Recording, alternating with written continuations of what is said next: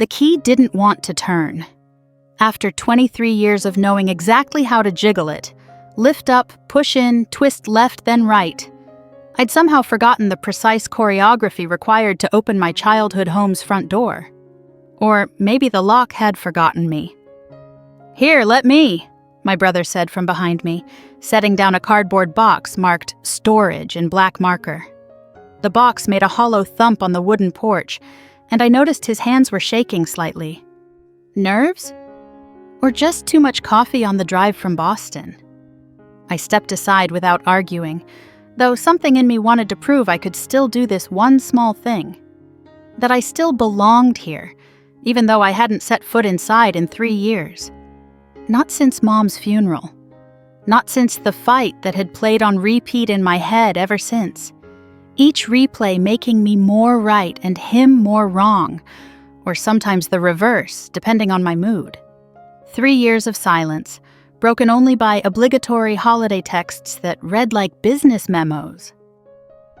"Hope you're well. Happy Thanksgiving." His birthday call last year had lasted exactly 97 seconds. Both of us stumbling over small talk like strangers at a bus stop. We'd become experts at saying nothing while seeming to communicate. Garrett had the same trouble with the key, which gave me a petty satisfaction I immediately felt guilty about. He was 2 years older, had always been the one who could fix things, figure things out. But the house wasn't choosing favorites today. It was being equally stubborn with both of us. "Maybe we should have called a locksmith," he muttered, still wrestling with the old brass lock. Sweat beaded on his forehead despite the cool October air. "Maybe we should have come back sooner," I said. Then wished I hadn't. We'd agreed on the phone. No rehashing the past, no guilt trips. Just get through the next 3 days, clear out the house, and go back to our separate lives in separate states. Professional, cordial, like the strangers we'd become. The lock finally surrendered with a click that echoed through the empty porch. Garrett pushed the door open, and we were hit with the smell of closed-up spaces and fading memories. Lemon furniture polish, though no one had polished anything in years. The ghost of Mom's lavender potpourri. That musty scent of old books and older carpets. And underneath it all, that indefinable smell of home that made my throat tight and my eyes burn. "Well," Garrett said, his voice carefully neutral. "Here we are?" Here we were. The Brennan siblings, together for the first time since we'd stood on opposite sides of Mom's hospital bed, arguing about treatment options while she slipped away between us. Claire and Garrett, who'd once been inseparable, now needing a real estate deadline to force us into the same zip code. The living room looked exactly as Mom had left it, which meant exactly as it had looked for the past 30 years. Same brown plaid couch where we'd built pillow forts, the fabric worn thin on the arms from decades of elbows. Same coffee table with the ring stains from Dad's morning coffee, each ring a fossil of a morning routine that had played out thousands of times. Same bookshelf where our heights were marked in pencil on the side. Claire age 5, Garrett age 7, and so on up until we'd gotten too cool for such things. I could see where Mom had written "too tall" next to Garrett's last measurement at 15. The piano sat in the corner, lid closed, a layer of dust turning the black surface gray. Mom had played every evening after dinner, everything from classical to show tunes. The bench was still pulled out slightly, as if she'd just gotten up to answer the phone and would be right back to finish her song. "I'll start in the basement," Garrett said, already moving away. "You can take Mom and Dad's room if you want. Or we can switch, whatever." His voice had that same quality it had developed in high school, carefully modulated, giving nothing away. It was his business voice now, probably. The one he used in boardrooms and conference calls. Not the voice that had once told me ghost stories and explained constellations and promised to beat up anyone who made me cry. "Wait," I said, surprising myself. "Shouldn't we, I don't know, have a plan, a system?" He paused at the basement door, not quite looking at me. His profile was sharper than I remembered, success and stress carved into the lines around his eyes. "Sure. What kind of system?" I didn't actually have one. I just wasn't ready for us to immediately retreat to separate corners of the house, handling our grief in isolation like we'd been doing for 3 years. Maybe we could start together, in one room, sort things into keep, donate, and toss piles. Efficient, he said, and I couldn't tell if he was being sarcastic. Time was, I'd have known exactly what every tone in his voice meant. Could predict his moods by the way he breathed. Where do you want to start? The attic, I suggested, remembering it was where Mom had kept all our childhood things. Neutral territory. Nothing too immediately painful. No medical equipment or sympathy cards or the chair where she'd spent her last months. Sure, the attic. We climbed the narrow stairs in single file, muscle memory navigating the creaky spots. 4th step, 8th step, and the landing that groaned like a haunted house effect. The wallpaper was peeling in the corner where the roof had leaked that one winter, the water stain shaped like a rabbit if you tilted your head right. Garrett used to make up stories about the rabbit stain when I was scared of thunderstorms. Garrett pulled the cord for the single bare bulb, and dusty light illuminated towers of boxes, old furniture draped in sheets like ghosts, and 40 years of accumulated life. The small window at the far end was cracked, letting in just enough air to move the cobwebs in the corners. Jesus, Garrett breathed. I forgot how much was up here. The window's painted shut, I noticed, moving toward it. Should we try to get some air in here? It's pretty stuffy. Garrett joined me at the window, examining the layers of paint sealing it closed.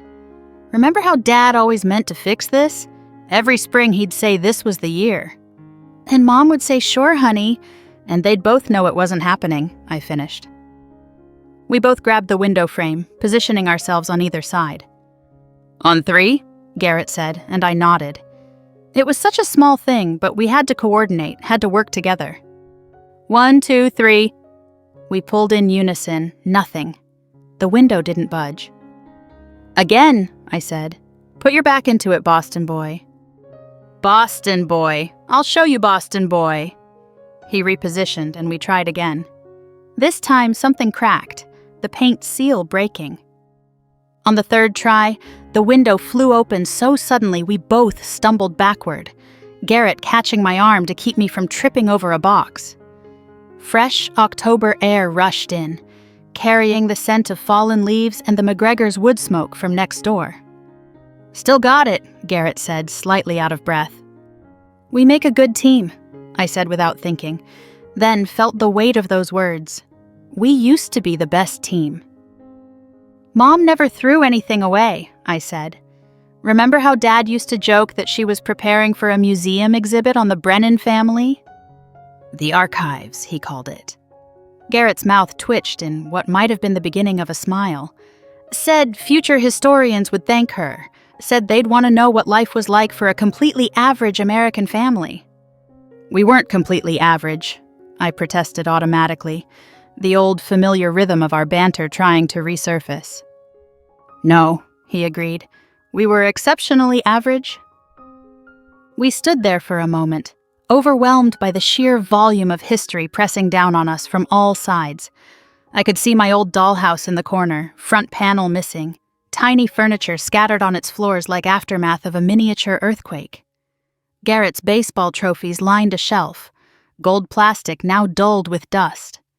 A dress form wore Mom's wedding dress, protected by a clear garment bag that had yellowed with age.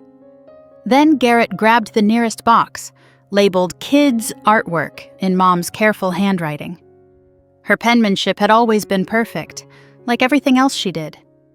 Even on cardboard boxes in a dusty attic, each letter was formed with care. Might as well start here, he said.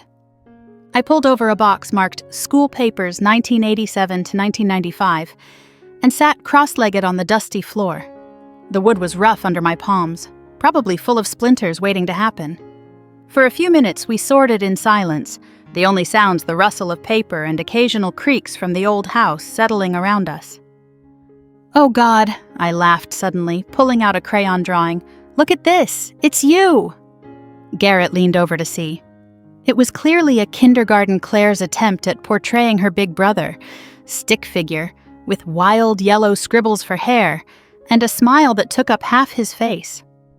One arm was longer than the other, and he appeared to be floating above a green line that must have been grass. "My big brother" was written across the top in uneven letters. "I look demented," he said, but his voice was softer than it had been since I'd arrived. "You were my hero," I said without thinking, then felt heat creep up my neck. "I mean, when I was little." He was quiet for a moment, studying the drawing. I watched him trace a finger over the crooked letters, careful not to smudge the old crayon. "You spelled brother wrong." "I was 5.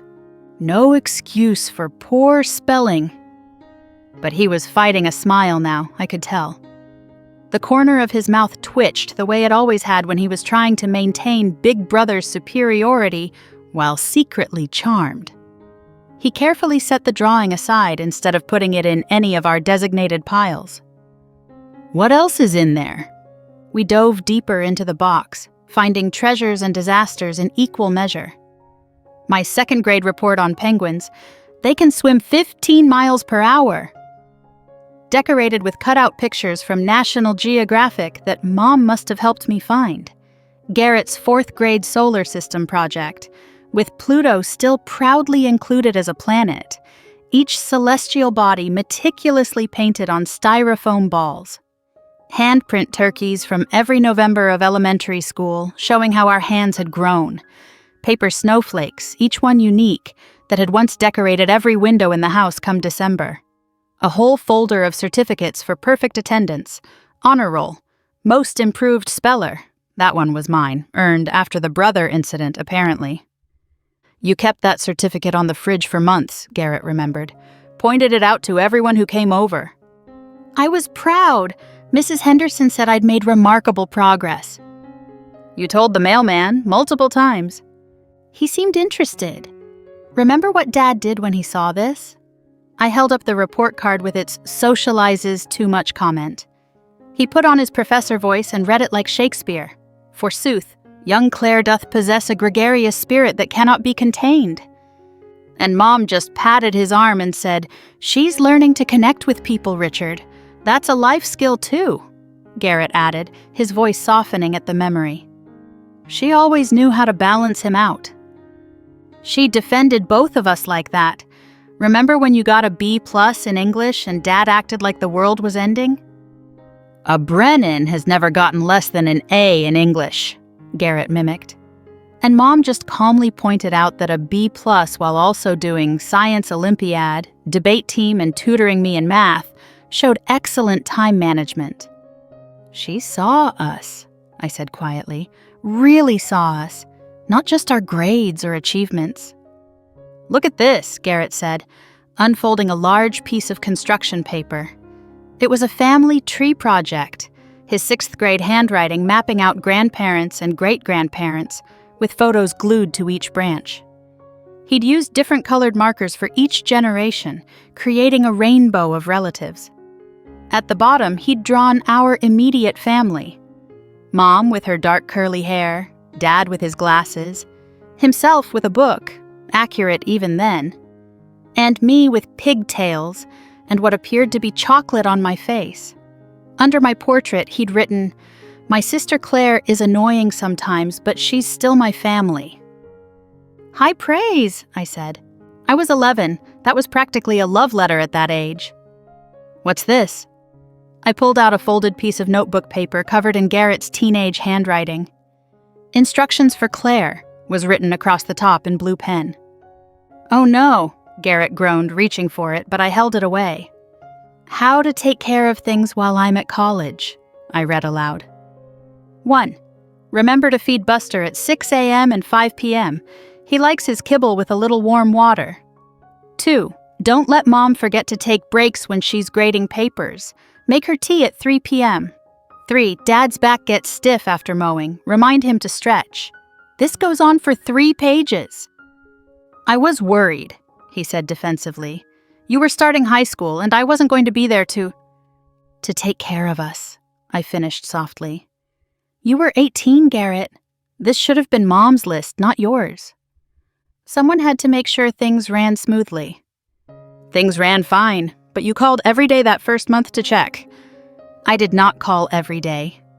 September 3rd, did Claire get to school okay? September 4th, is Mom eating lunch? September 5th, did Dad fix the squeaky step? How do you remember that?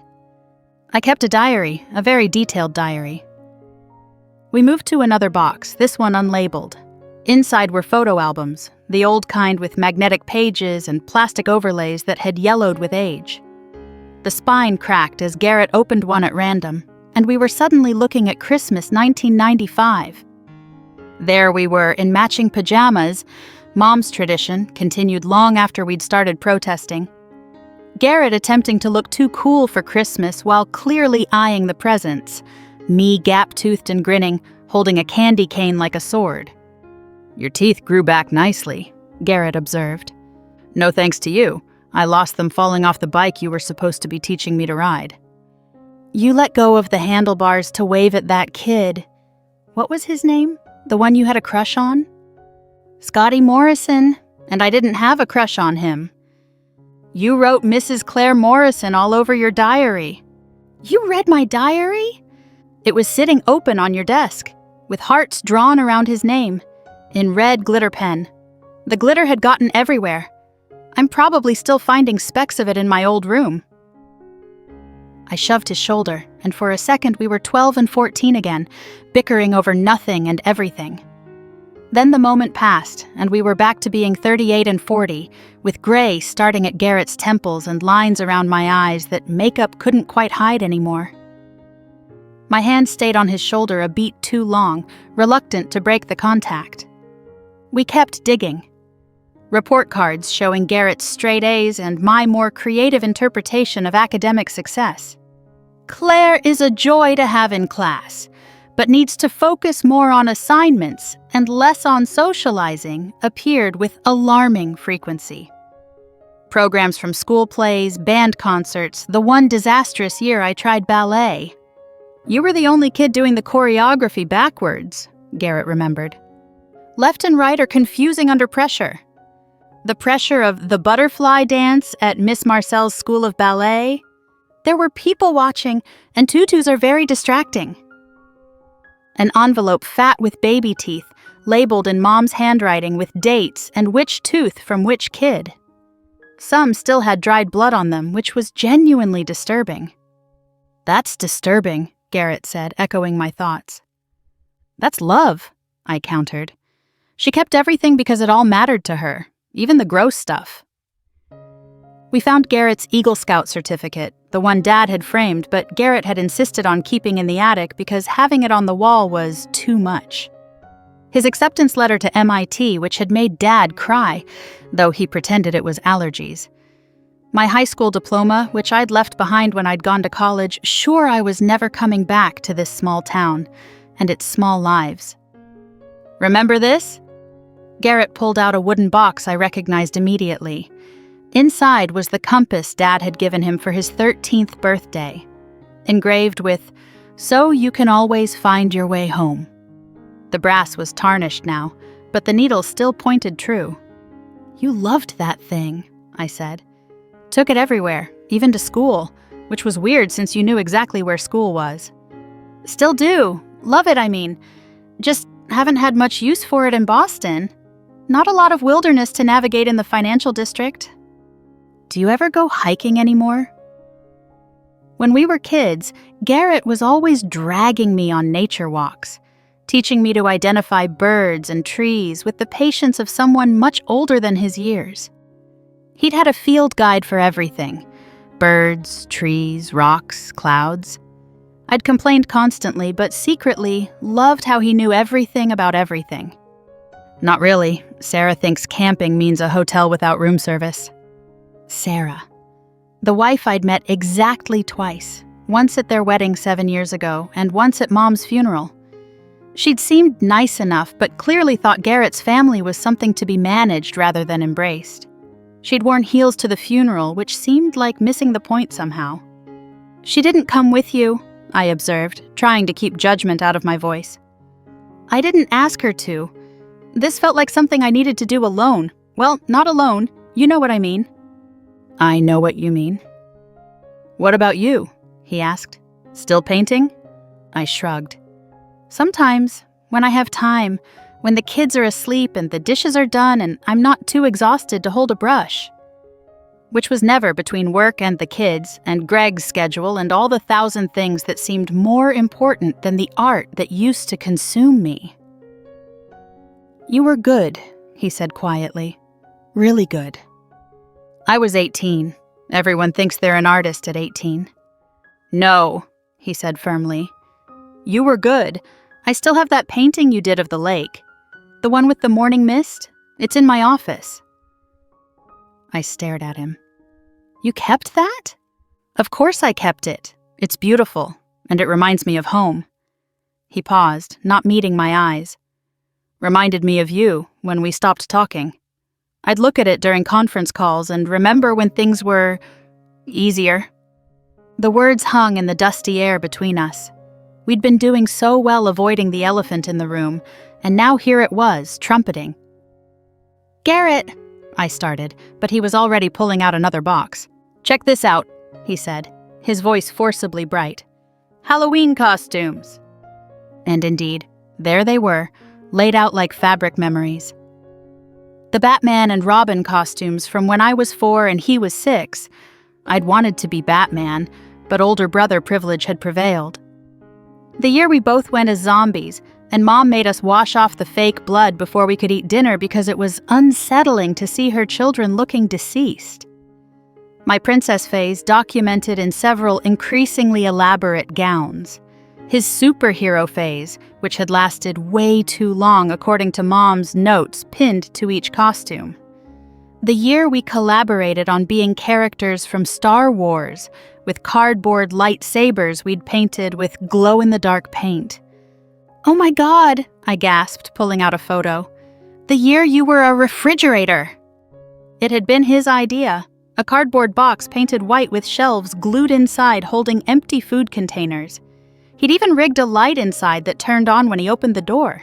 He'd won the school costume contest and been insufferably proud for weeks. Creative genius, he said with mock pomposity. Creative something, I agreed. Remember how you got stuck in the Hendersons' doorway? Their door frame was narrower than standard. You had to trick or treat sideways the rest of the night. We sorted and laughed and remembered, the pile of keepers growing larger than either of us had probably intended. Every item seemed to unlock another memory, another story we'd shared and then locked away when everything fell apart. Here, Garrett said suddenly, pulling out a small ceramic figure. I thought this was lost. It was a lopsided elephant, glazed in bright purple. I'd made it in art class when I was 7, given it to him when he'd had his appendix out. He'd kept it on his nightstand all through high school, called it his good luck elephant. You still want that thing? It's terrible. Look, one ear is twice the size of the other. Of course I do. You made it for me. He wrapped it carefully in newspaper from 1987 that was lining the box. Besides, Elroy's been bringing me luck for 30 years. You named the elephant Elroy? You didn't give him a name. Someone had to. He told me his name was Elroy. The ceramic elephant spoke to you? We had many conversations during my convalescence. The easy banter felt like putting on a comfortable old sweater you'd forgotten you owned. It still fit, mostly, even if it pulled a little in new places. The afternoon sun slanted through the small attic window, turning the dust motes into tiny golden dancers. We'd been up here for hours, had barely made a dent, but something had shifted. The careful politeness had given way to something easier, more natural. Almost like we were siblings again instead of polite strangers who shared DNA. I'm sorry, I said suddenly, the words tumbling out before I could stop them. About the fight, about what I said at the hospital. Garrett went very still, holding a stack of report cards. Claire? No, let me say this. Please, I've been practicing this apology for 3 years and I need to get it out. I was wrong. You weren't trying to control everything. You were trying to help. And I was so scared and angry. And I took it out on you. I said terrible things. I said you only cared about being right. I said you were just like Dad, always trying to fix things that couldn't be fixed. My voice caught. And I knew. God, Garrett, I knew that was the cruelest thing I could say. I knew how hard you'd worked to not be like that, to be better than that. I weaponized your biggest fear because I was drowning in my own. I said Mom would be disappointed in the man you'd become. That was unforgivable. I said terrible things too, he said quietly, setting down the papers with shaking hands. Called you selfish. Said you only showed up when it was convenient. Said you were too busy playing happy family with Greg to care about your real family. But you know what the worst part was? I didn't say those things because I believed them. I said them because I was terrified and furious that I couldn't fix this. Me, the guy who always had a plan, who always knew what to do. I couldn't save our mother. And that powerlessness, that rage at my own uselessness, I aimed it all at you, because you were there, because you were an easier target than cancer.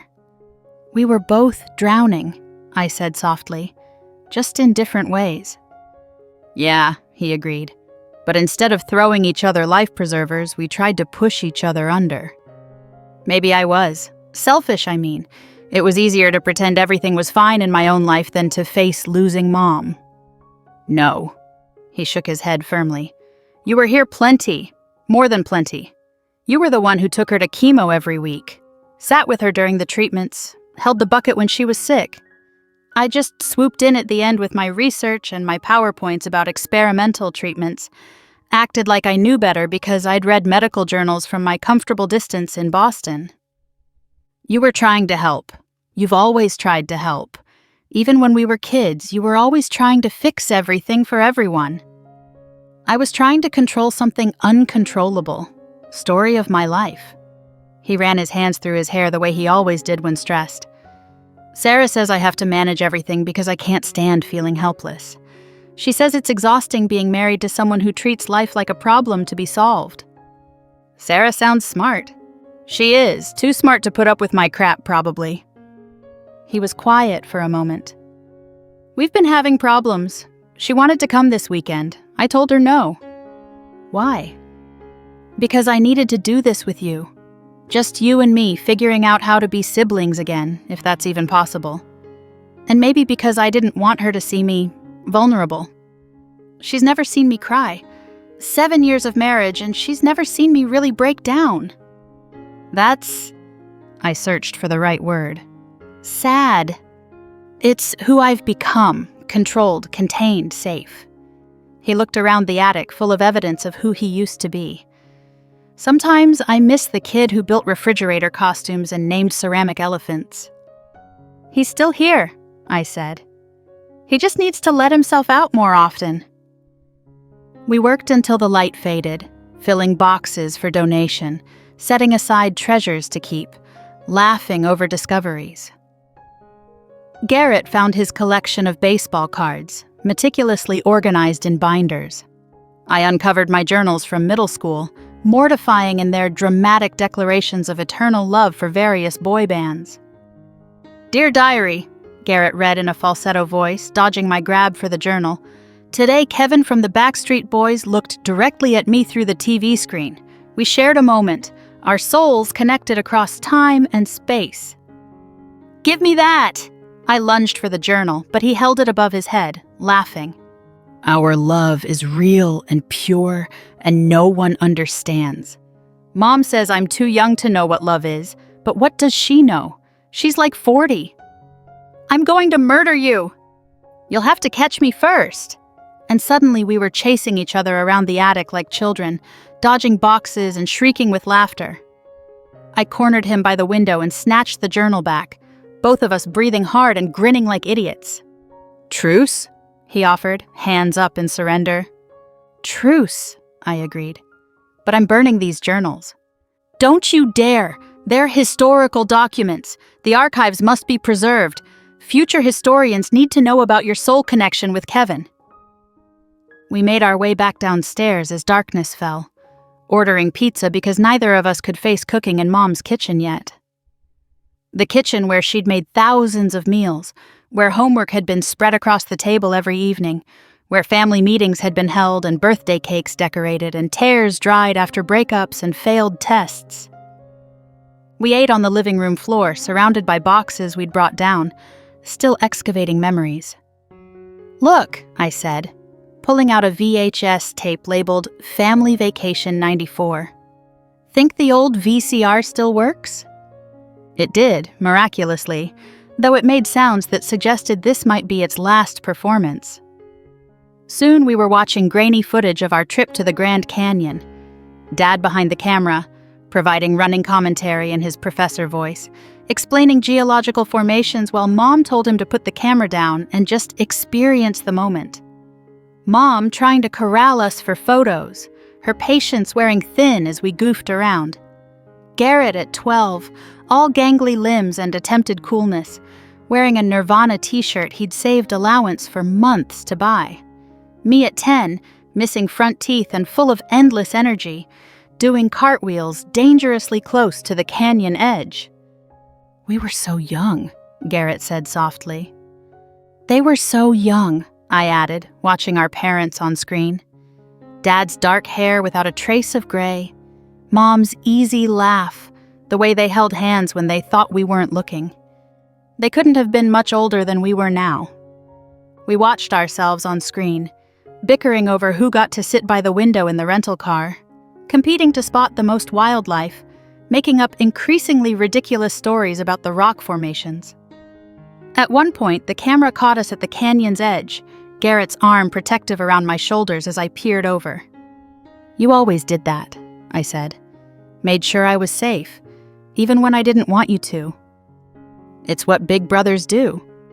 "Even when little sisters are awful to them?" "Especially then. It's in the job description, page 1 of the Big Brother manual." "There's a manual?" "Oh yes, very official. Chapter 3 is entirely about pretending your sister's friends don't exist when they come over." "You failed that chapter. Remember when you had a crush on my friend Jessica?" "I did not have a crush on Jessica." "You wrote her a poem." "That was literary appreciation." We talked late into the night, really talked, maybe for the first time in years. About his marriage, good but complicated. My divorce, painful but necessary. The kids I had, and he was still hoping for. About Dad's quick death from a heart attack 10 years ago, how it had started the fracture between us when we couldn't agree on what Mom needed.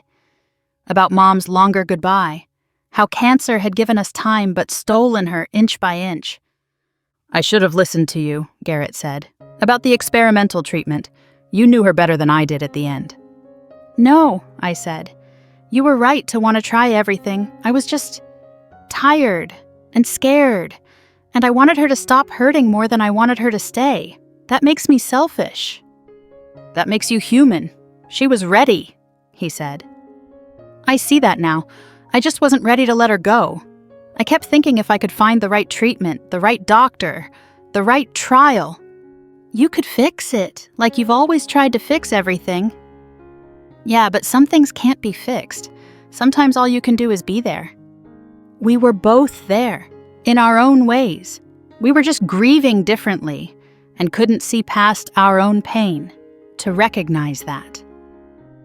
The next 2 days flew by in a blur of sorting and packing. We tackled each room together, finding treasures and letting go of things that no longer needed keeping. Mom's wedding dress, carefully preserved, would go to my daughter someday. Dad's tool collection went to Garrett, who'd inherited his love of fixing things. We found letters our parents had written to each other during Dad's brief stint in the Army.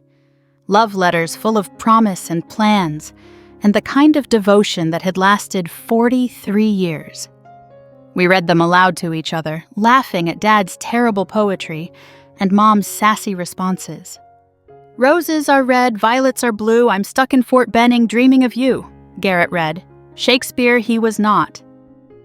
"Mom's response is better," I said, reading her neat script. "Your poetry needs work, soldier boy, but I suppose I'll marry you anyway. P.S. I expect better verses in your wedding vows." Did he write his own vows? Garrett asked. He did, and they were beautiful, made everyone cry, even crusty great-uncle Walter. They really loved each other, Garrett said. They really loved us too, I added, even when we made it hard. Sunday afternoon found us in the backyard, taking a break from packing.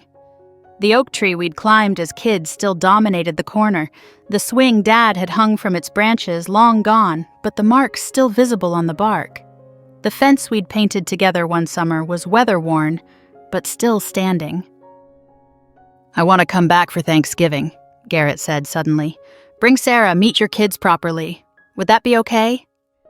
More than okay. The kids would love it. They barely know you. Emma keeps asking why Uncle Garrett lives in her computer. I paused. The only time they see you is on video calls. That's my fault. It's both our faults, but we can fix it. Unlike some things, this is fixable. As the sun set on our last day, we stood in the empty house one final time. Boxes sealed and labeled, furniture tagged for the estate sale, 40 years of life sorted into neat categories. But we'd saved the important things, not just objects, but the connection they represented. Mom would be happy, I said. Seeing us like this. She'd be annoyed it took us so long, Garrett corrected. Remember what she always said? Family isn't just about blood, I started. It's about showing up, he finished. We forgot that for a while. But we remembered eventually. That counts for something. Mom also used to say it's never too late to start over. She was usually talking about her sourdough starter when she said that. The principle still applies. I reached for his hand and he squeezed it tight. We stood there in the empty room where we'd grown up, where we'd fought and laughed and learned to be human, where we'd drifted apart and finally found our way back. Ready? He asked. Ready, I said. We walked out together, locking the door behind us. The key turned easily this time, as if the house was satisfied with what had transpired inside. It was as if the house knew we'd found the right combination inside, too, the one that unlocked the past without getting stuck in it. The house would belong to someone else soon, would shelter another family's memories. But what we'd found inside, the reminder of who we'd been to each other, who we could still be, that came with us. See you at Thanksgiving? I asked as we stood by our separate cars. His rental sedan, my minivan with car seats and goldfish crackers ground into the upholstery. Wouldn't miss it, he promised. Elroy and I will be there.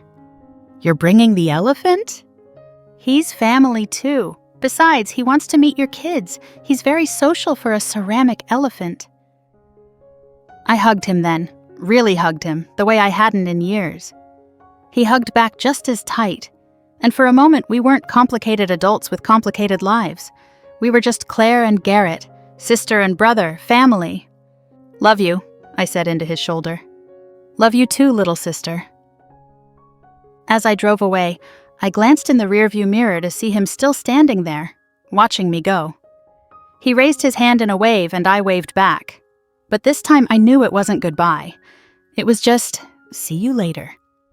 And later would come, bringing new memories to layer over the old ones, new chances to be the siblings we'd once been and could be again. The elephant named Elroy would sit on a shelf in Garrett's Boston office, no longer hidden but displayed proudly. The compass would come out of its box, maybe not for wilderness navigation, but as a reminder that some paths are always worth finding again. And in my studio, yes, I'd call it a studio again, even if it was just a corner of the garage. New canvases would fill with paint, because Garrett was right. I was good. I am good. And it's never too late to remember who you are. Sometimes you have to go back to move forward. Sometimes you have to clean out the attic to clear the air. And sometimes, if you're very lucky, you find that what you thought was lost was only waiting. Patient as a purple elephant named Elroy, enduring as a compass that always points toward home. The archives had done their job. They'd preserved not just our past, but the possibility of our future. And Mom, wherever she was probably smiling and saying, "It's about time." While Dad attempted another terrible poem about family and love and coming home. We were home now, Garrett and I. Not in the house we'd grown up in, but in the space we'd made for each other again. And that's the only home that really matters in the end.